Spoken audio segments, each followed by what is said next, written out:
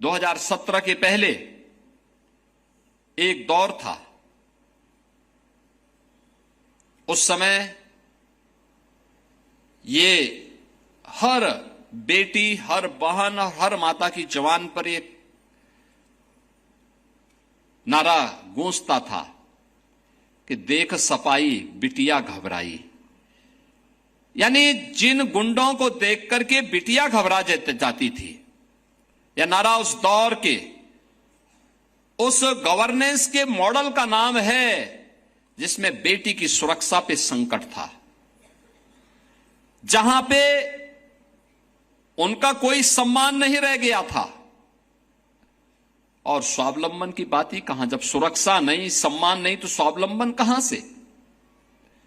न कोई integrated helpline थी, न कोई कमांड सेंटर था, न सीसीटीवी का नेटवर्क था, न महिला बीट सिस्टम था, न महिला हेल्प डेस्क। पेंशन और छात्रवृत्ति बिचौलिए तय करते थे और पुष्टाहार पर माफिया का कंट्रोल था। उत्सव से पहले उपद्रव हो जाते थे और कर्फ्यू जब लगता था तो सबसे ज्यादा परेशानी होती थी माताओं बहनों को। Land mafia, sand mafia, one mafia, पशु माफिया, नकल माफिया, ये प्रदेश की पहचान थी। माफिया सिंडिकेट की सत्ता प्रदेश की सत्ता के समानांतर चलती थी। और बुंदेलखंड में हम जाते थे, पूरी जिंदगी माताओं और बहनों की मटका में पानी ढोते ढोते व्यतीत हो जाती थी। गरीब परिवारों के घर में शौचालय नहीं थे। माताएं, बहनें, बेटियां अंधेरा होने का इंतजार करती थी। उस दौर की बेटी के सामने सुरक्षा नहीं थी। किस्मत का वो इंतजार करती थी। निराश्रित महिला पेंशन, वृद्धावस्था पेंशन, छात्रवृत्ति, हर योजना में कमीशन की काली साया मंडराती थी। मुद्रा योजना का पैसा हो या पुष्टाहार का बजट, ये सब रास्ते से ही गायब हो जाते थे। गरीब की बहू बेटी अपने आप को सुरक्षित महसूस करती थी। बेटी के जन्मदिन पर बधाई नहीं, लोग चिंता होती थी, क्योंकि परिवार को पढ़ाई और शादी दोनों का बोझ दिखता था। और जहां पे बेटी सुरक्षित नहीं, जहां उसका सम्मान नहीं, कहां से स्वावलंबन होता है? परिणाम था, पूरे यूपी के अंदर मात्र 12% बेटियां ऐसी थी जो अपने पैरों पर खड़े होकर के कहीं काम धाम करने के लायक हो पाती थी। नकल एक उद्योग बन चुका था और विपरीत परिस्थितियों के बावजूद मेधावी बेटी मेहनत करती थी। डिग्री पैसे वाला खरीद लेता था, यानी मेहनत बेटी की होती थी, लेकिन उसकी डिग्री कोई माफिया खरीद करके उसकी नीलामी कर देता था। नौजवान, व्यापारी और कारीगर सब पलायन करने के लिए मजबूर थे। बेटी सिर्फ बस पकड़ने से नहीं, सपना देखने से डरती थी। आप उसे एक भावना के तौर पे न देखें, उसे केवल हम इन्हें माने कि एक होती थी, बल्कि वह एक पूरे अर्थशास्त्र के रूप में भी अगर आप उसको देखें, जब आधी आबादी घर पर बैठ जाएगी, उत्तर प्रदेश को बीमारू होना ही था। यही तो होता था यूपी में, यही तो पहचान का संकट था। आधी आबादी को न सुरक्षा थी, न सम्मान था, न स्वावलंबन था, तो हमारी आर्थिक स्थिति बदहाल होनी थी।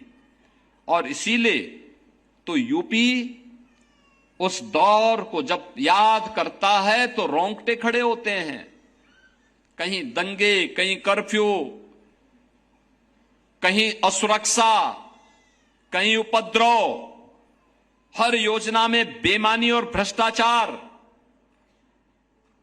लेकिन धर्म चक्र बदलता है।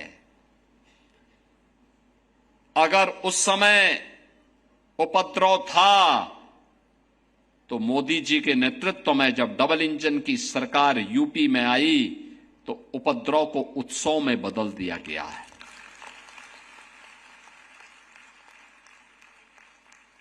कर्फ्यू और दंगा से मुक्त करके यूपी को चंगा बना दिया गया है।